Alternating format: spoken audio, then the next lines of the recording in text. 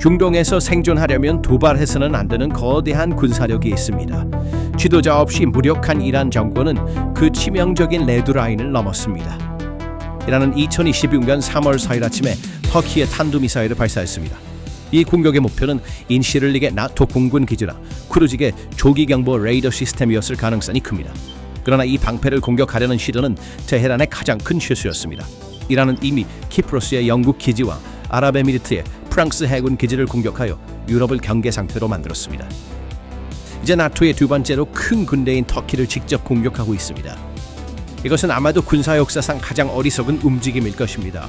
왜냐하면 앙카라의 장군들 책상 위의 파일들은 단순한 비난이나 국경을 넘는 제한된 공습으로 만족하기에는 너무 포괄적이기 때문입니다. 수년간 국방부 서랍에 있던 유명한 전진 방어 교리 개념이 이란 지형에 맞게 업데이트되어 테이블 위에 올려지고 있습니다. 이제 앙카라는 대규모 국경을 넘는 지상 작전 계획과 완충지대 가능성을 가능한 혼란 시나리오에 대한 강력한 옵션으로 테이블에 올려놓고 있습니다. 그러나 앙카라 행정부는 오랫동안 이웃 이란의 내부 불안을 자극하거나 지원하지 않기 위해 신중을 기해왔으며 중동에서의 군사적 확대에 대해 안정적인 입장을 취해왔습니다. 많은 이니셔티브가 위기를 해결하기 위해 테헤란과의 외교와 타협을 우선시하며 추진되었습니다. 터키의 우선순위는 항상 지역 평화였습니다. 그러나 이러한 모든 외교적 노력에도 불구하고 미사일이 아나톨리아를 향하고 터키 민족의 존재적 안보와 직접 관련될 때 상황과 테이블 위의 게임 규칙이 완전히 바뀌는 것처럼 보입니다. 우리는 오늘날의 역학에 따라 모든 옵션을 테이블 위에 올려놓고 있습니다.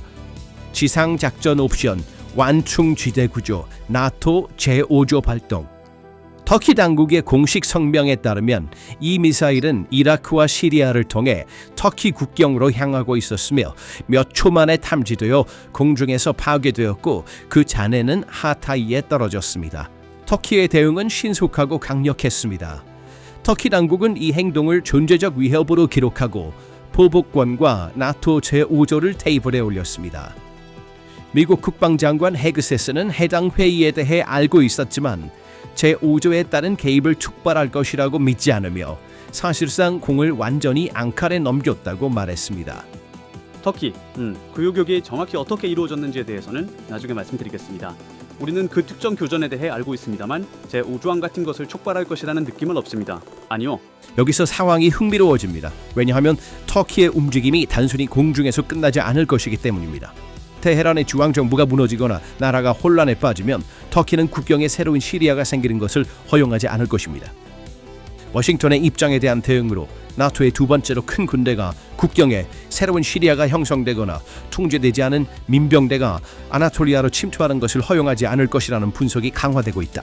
공개 출처 정보 보고서에 반영된 주장에 따르면 터키 군대는 이란 정부의 완전한 붕괴나 내전 발생 시 마쿠, 코이, 살마스, 우르미아를 포함하여 이란 국경을 넘는 30에서 40km의 완충지대를 만들기 위한 계획을 업데이트하고 있습니다. 아직 실제로 국경을 넘은 적은 없지만 이 개념이 논의되고 있다는 사실만으로도 테헤란에 큰 압박이 되고 있습니다. 만약 그러한 작전이 수행된다면 현장에 군사기술을 배치하는 것은 이란에게 진정한 악몽이 될 수 있습니다. 완충지대의 반환점이 넘어서면 테이블 위의 시나리오에 따르면 작전이 시작될 때 혁명수비대, 즉 IRGC는 자신들을 방어하거나 정권의 억압을 피해 도망치는 지역의 터키인과 이주민들에게 압력을 가하려고 할 경우 심각한 충격파에 직면할 것입니다. 국경을 따라 배치된 아셀산 코랄 전자전 시스템이 작동할 가능성은 이란 지휘관들의 통신망이 마비될 수 있음을 의미합니다. 코랄 시스템이 현장에 배치되면 본부의 장교들이 전방의 병사들과 소통하는 데 어려움을 겪을 수 있으며 레이더 화면에는 가짜 목표물이 가득할 수 있습니다.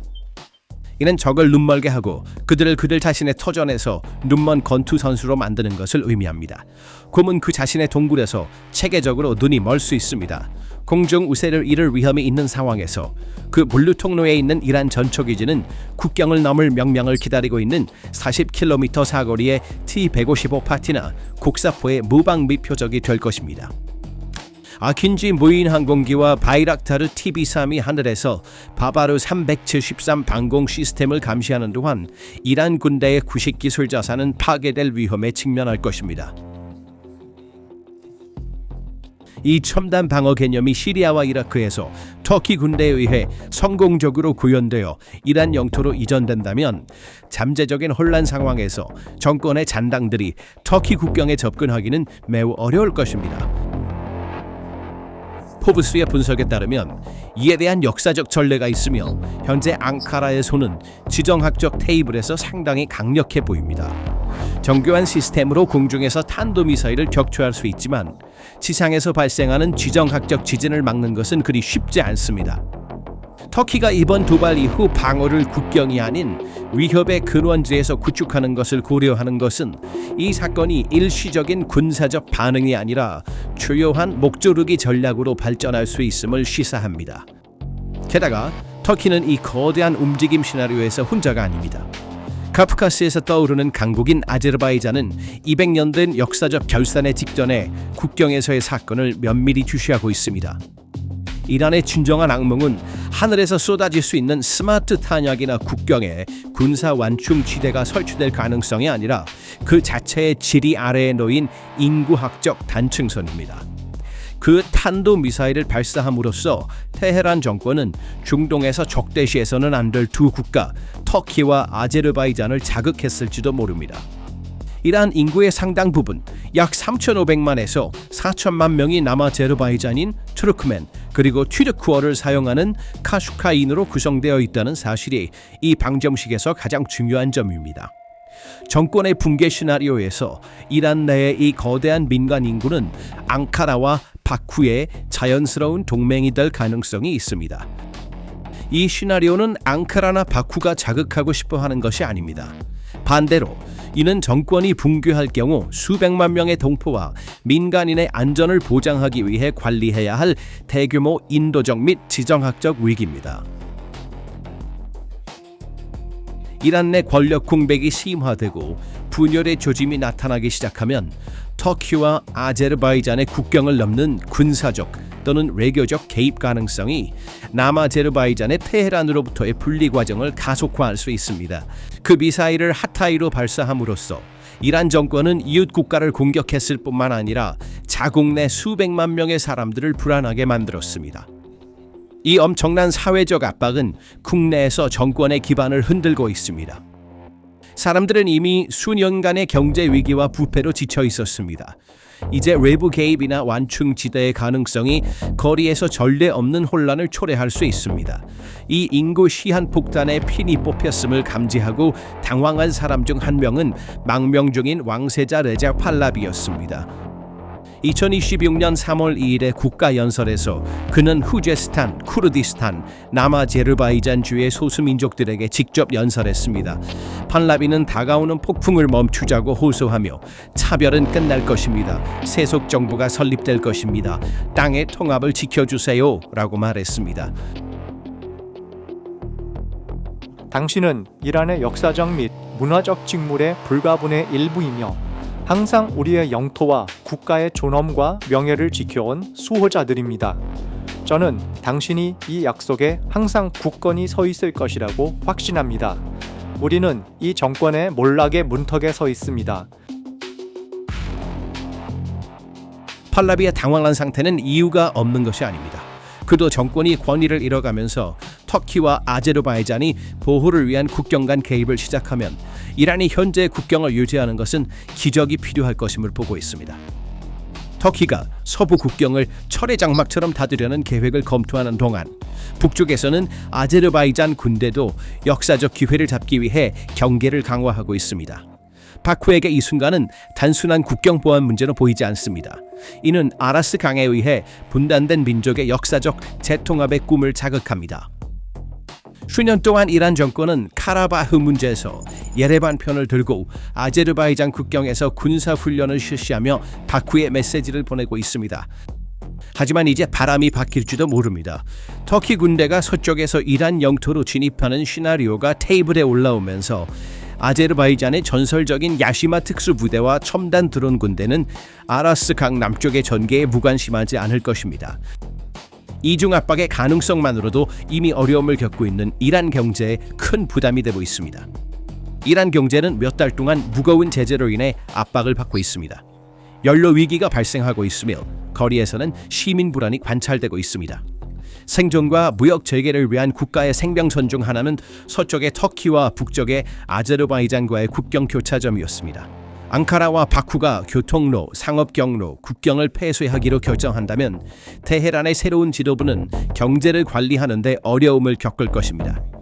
물류 동맥이 끊기고 국경이 봉쇄된 국가로서 이란은 경제적으로 소멸될 위험에 직면해 있습니다. 한편 문제는 군사 지도에만 국한되지 않는다는 점을 인식해야 합니다. 테헤란의 공격적인 움직임 뒤에는 거대한 지정학적 및 경제적 격변이 있습니다. 이미 무거운 제재, 고갈된 자원, 그리고 통치의 약점으로 황폐해진 이란 경제는 터키와의 관계 단절 가능성으로 인해 더욱 파괴적인 결과를 초래할 가능성을 가지고 있습니다. 이것은 명백한 지정학적 현실입니다. 터키는 이란이 세계와 연결되는 유일한 생명선입니다. 국경 횡단, 암시장 네트워크, 그리고 통과 무역 경로는 앙카라의 통제하에 있습니다. 물론 터키 정부는 이웃을 굶주리 매초하게 하기를 원하지 않습니다. 그러나 점점 더 공격적으로 변하는 정권을 억제하는 것은 국가 안보의 근본적인 요구사항입니다.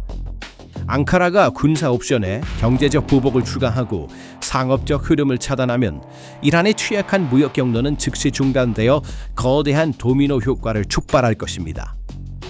우리가 카프카스, 특히 아제르바이잔을 이 방정식에 추가하면 그 그림은 정권 엘리트들에게 완벽한 악몽으로 변합니다.